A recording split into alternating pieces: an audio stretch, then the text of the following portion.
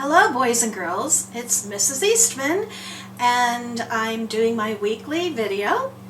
So this week we're doing Unit 5, Week 2, mini lessons.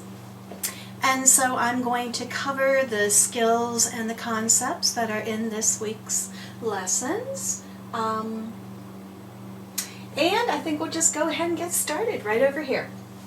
Number 1, diphthongs. Now, we've worked with diphthongs before. We worked with them last week. We worked with the OU and the OW. So I would like to review that. I want you to say these words after me.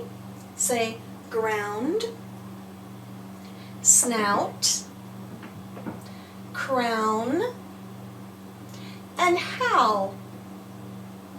And all of those words have the same vowel sound. Listen to them. G, ound, out, k, own, owl. Do you hear that vowel sound? What do you hear? You should hear owl. And so OU and OW can say owl. Remember I told you how you can say, oh, you pinched me, owl. And that's like in ground. Let me go ahead and underline these real quick. We have the OU in ground, the OU in snout, the OW in crown, and the OW in howl. OU and OW can make other sounds too, and we shouldn't forget that. So OU can say owl like in trout, but it also can say ooh like in soup. And OW can say owl like in plow, but it also can say oh like in snow. Now this week we're working with the diphthongs OI and OY. And we're lucky because they say the exact same thing. Let me say the words, you repeat them and figure out what they say, all right? So we have soil, point, toy, and joy. You can go down your arm or you can chop if you want. I'll chop these. Oil, soil, point, oi, toy, oi, joy. What vowel sound did you hear in all those words? Well, if you said oi, you're right. We hear oi. Now, oi is a diphthong. Remember how it makes our mouth move? We kind of glide from one sound to another. But here in soil, we have oi. And here in point, we have oi. In toy, we have OY, and in joy, we have OY. So those are two different ways of spelling oi. And you'll learn more about that in another video I'm going to send out on spelling options that you haven't seen yet. I put here a chart just to show you some OI words and some OY words. So under OI, our picture clue for that on our vouching chart was coin. And then I also have oil and I have moist. So I want you to look. This OI in coin is in the medial position, in the middle. This OI in oil is in the initial position, which is at the beginning. And this OI in moist is back in the medial position, which is in the middle. And then I have OY saying oi, as in boy, Troy, and royal. So OY here is at the end of the word, and that would be the final position. The final position and the medial position. Both of these say oi. OI says oi, OY says oi. But we can help our spelling a little bit if we know which one of these is used where. So OI is usually used at the beginning of a word, like in oil, or in the middle of a word, like in coin and moist. And OY, if we hear oi at the end of a word, we would never write OI, we would choose OY instead. So like in boy and Troy, we're hearing that oi at the end. It is the OY spelling that. We can also have it in the middle position, the medial position, like in royal. And actually in oyster, it comes at the beginning. So just remember, this week we're working on the diphthongs. Last week it was OU and OW saying ow. And this week it is OI and OY saying oi. Moving on. So another thing we're talking about is a certain kind of syllable type this week, and it's called the consonant plus LE syllable. We can also say EL and AL, and I'll explain that in a minute. Another one of my videos I'm going to make in the future is going to be about the 6 syllable types. If we know the 6 syllable types, we can read about any word that comes along. Multisyllabic words, which means words that have a lot of syllables in them. So I want you to say these words after me. This is candle, bubble, needle. All right, so we have to figure out how many syllables are in those words. We can count them on our arm like this. We can go candle, bubble, needle. So all of those have 2. Another way of doing that is putting your hand under your chin and seeing how many times your chin drops, like in candle, bubble, all right? And we can see there that it drops 2 times. So with candle, I'm going to go ahead and scoop the syllables. Here is can, that is a closed syllable, so it's a short vowel. And here is dull, D-L-E. And that is our consonant L-E syllable type. The consonant is the D, and then we have the L-E after it, and it's saying dull. Now, the E really is not saying anything, but remember, we have to have at least one vowel in every syllable, so we have to have that E there. Here we have bubble, and bub is a closed syllable, short U, and bull, B-L-E, that's our consonant L-E. And then here we have needle. And knee is a long vowel syllable type. That is our vowel team syllable type. But again, we have dull, D-L-E. So what you do with these is you count back 3 letters from the end. So you go E-L-D, and that's where the second syllable starts. And E-L-B, and that's where the second syllable starts. All right? Over here, we have some words that end in EL and AL, and they kind of make that same ul sound. So your book has these all together, so I'll talk about them too. We have cancel, cancel. Remember, the C makes an S sound because an E follows it. And the first syllable is a short vowel syllable, and then sul, and that kind of makes that same ul sound, the E-L. And here is bagel. Bay is an open syllable, so we hear the long A, and then we have goal, and there is the E-L saying ul again. And then our last word here is final. Open syllable, the I says I, final, and there's that AL making that ul sound too. So once again, this is our 6th syllable type. It's called the consonant LE syllable, and I will go more in detail with that in another video. Let's move over here to pronouns. Now, last week we talked about pronouns. Pronouns are words that take the place of nouns. And we talked about like she and he and it and maybe they. This week we're going to talk about I, me, we, and us. So these are more pronouns. Now this gets a little trickier, so stay with me here, all right? When I talk about myself, I use I or me. And it depends where the pronoun comes in the word. So we have to understand subject and predicate. The subject is the naming part of the sentence. It is who the sentence is about. And the predicate is everything from the verb on.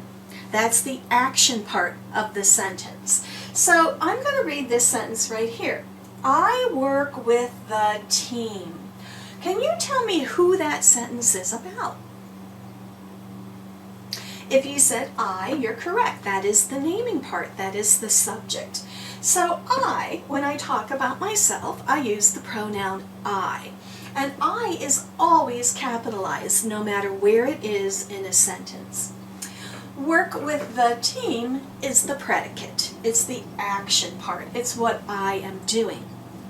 Let's look at this sentence. The team works with me. Now the subject of this sentence is the team. The verb is works. And then we have with me. So works with me is the predicate.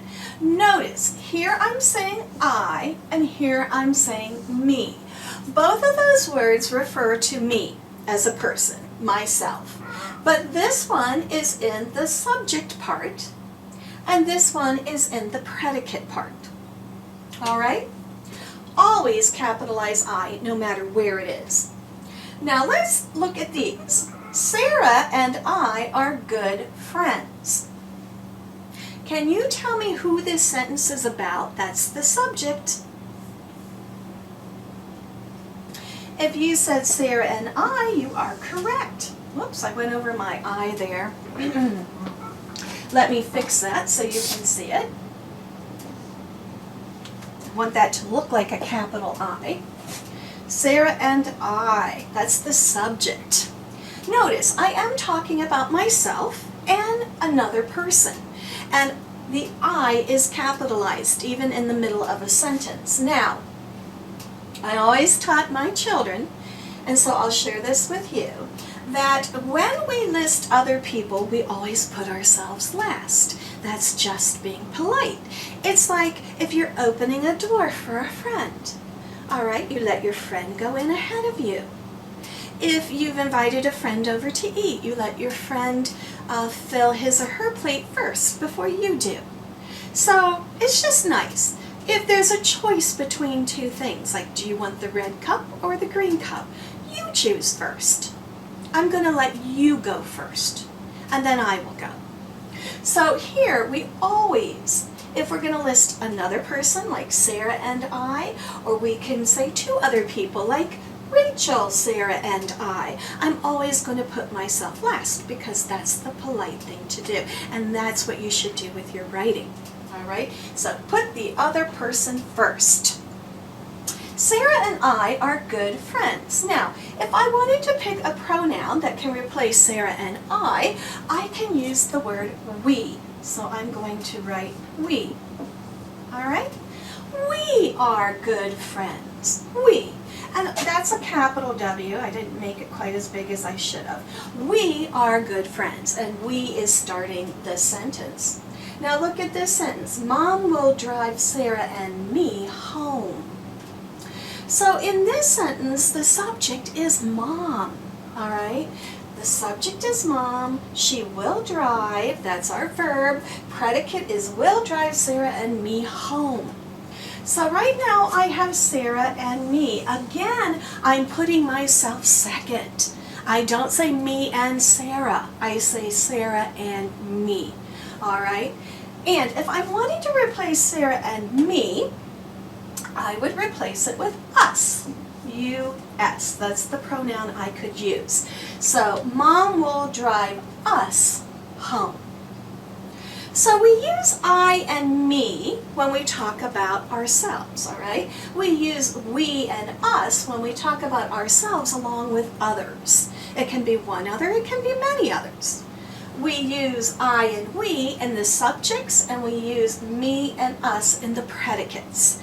And I know that's a little difficult, but with some practice you'll get better at that. Going down here, I have self and I have selves. This is a little tricky too. If I'm talking about one, like myself, I say self. If I'm talking about more than one, if I'm talking about myself plus somebody else, I say ourselves. So let's look at these sentences. I hurt myself. I have the pronoun I, and it goes with myself because it's just me. If I write we rake the leaves ourselves, I'm using the pronoun we because it's more than just me. We goes with ourselves. All right? Going on. Number 4, suffixes. We talked about suffixes last week. So we have a root or a base word that can stand on its own. And then we can add suffixes to the end of the root or base words. Some of them that are very common, and we talked about full, F-U-L, last week, and less last week, but we did not talk about ly, which is L-Y. So we're going to do these 3 today. I'm going to read you this word right here. It says quietly. Now our base word, what do you think is the word that can stand on its own? I need your participation. All right, it's quiet. Now I have added the suffix ly. I'll go ahead and circle it there.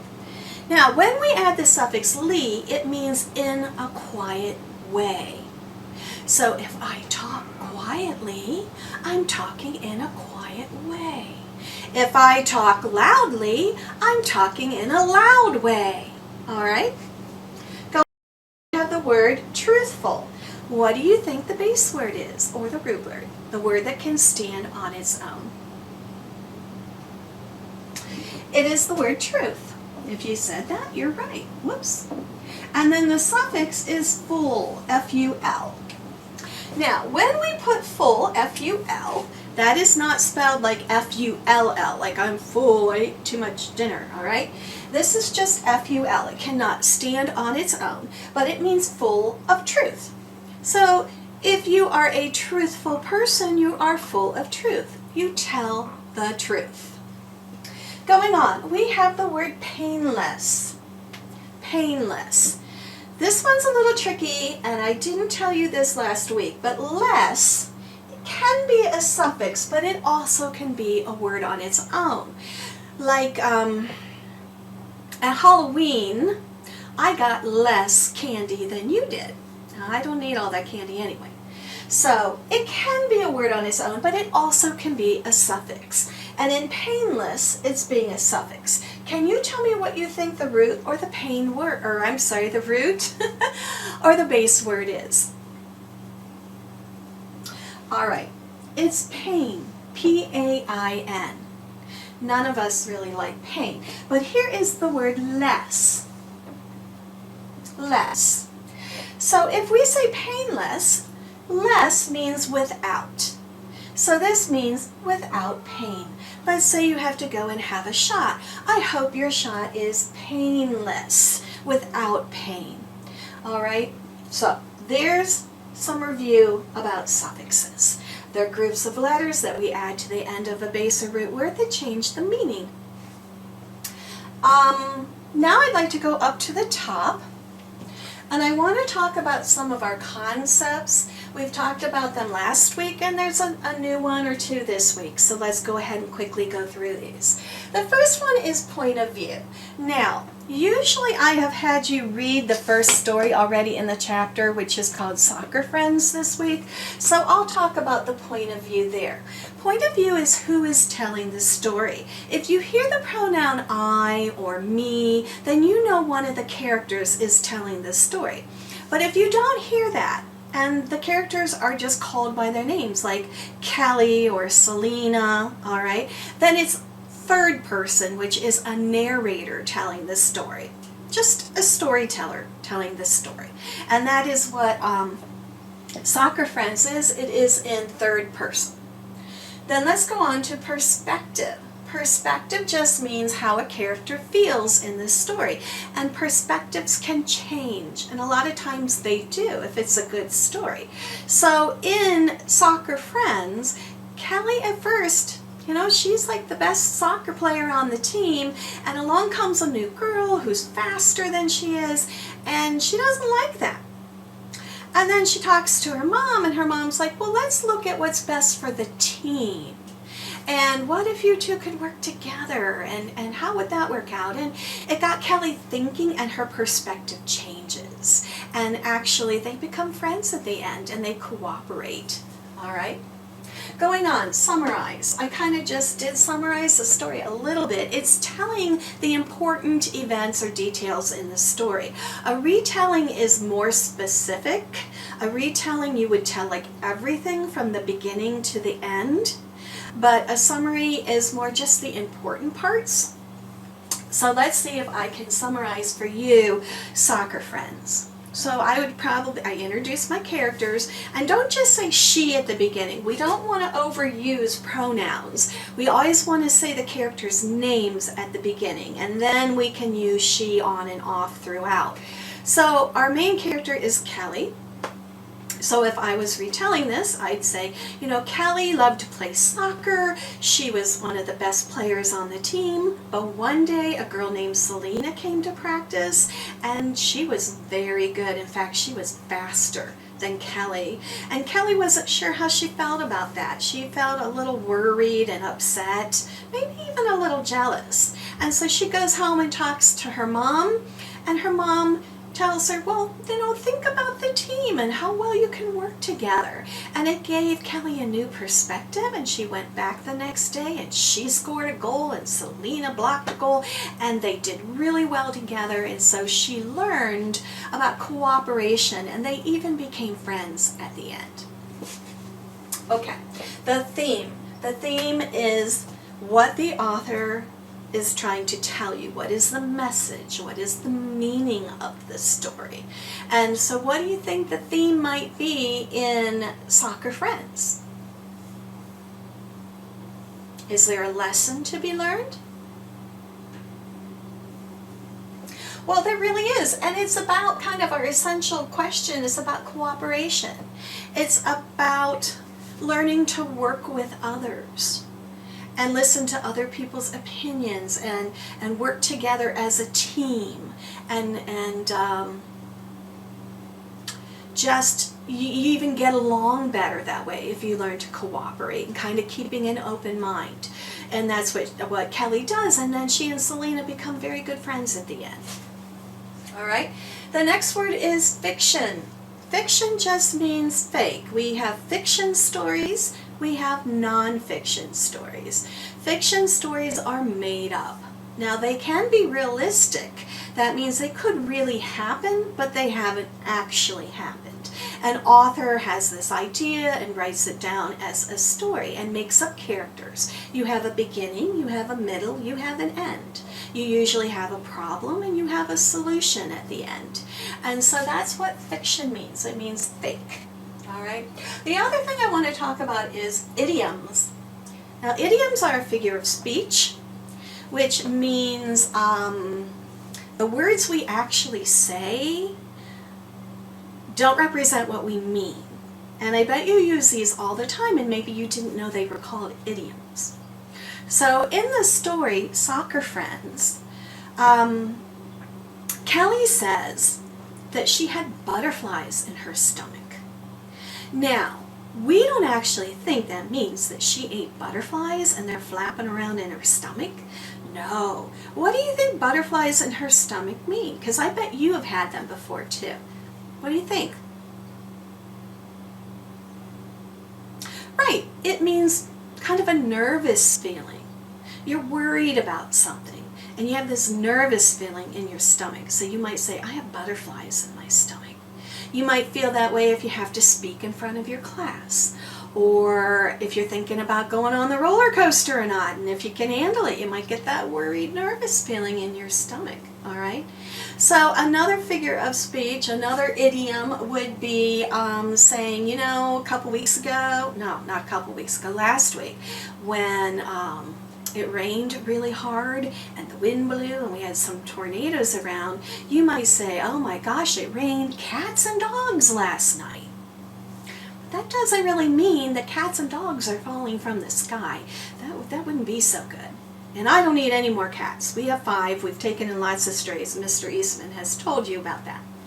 But raining cats and dogs just means the rain is coming down very hard and very heavy. Another one might be like, I'm sitting on the fence about whether I should go to the movie or if I should go to the park. Now, sitting on the fence doesn't mean you're outside actually sitting on a fence. It just means you can't make up your mind about which thing you want to do, and you're thinking it over to make a decision. All right, so that's what idioms are, and I'm sure you can come up with a lot more, and maybe you want to talk to your parents about that. But authors use idioms to make their writing more interesting, to help you get a visual image in your mind. All right, so I think we have covered everything. I know I went through a lot, and once again, if there's something that you don't understand, you can just watch the video over again, or you can go to a certain part. You can also talk to an adult at home, or you can ask me a question if you need anything clarified, or ask your teacher, all right? I hope you enjoyed this. This should help you with some of the worksheets you might be doing this week. And thanks for listening. You did a great job. I hope you participated at home. And goodbye.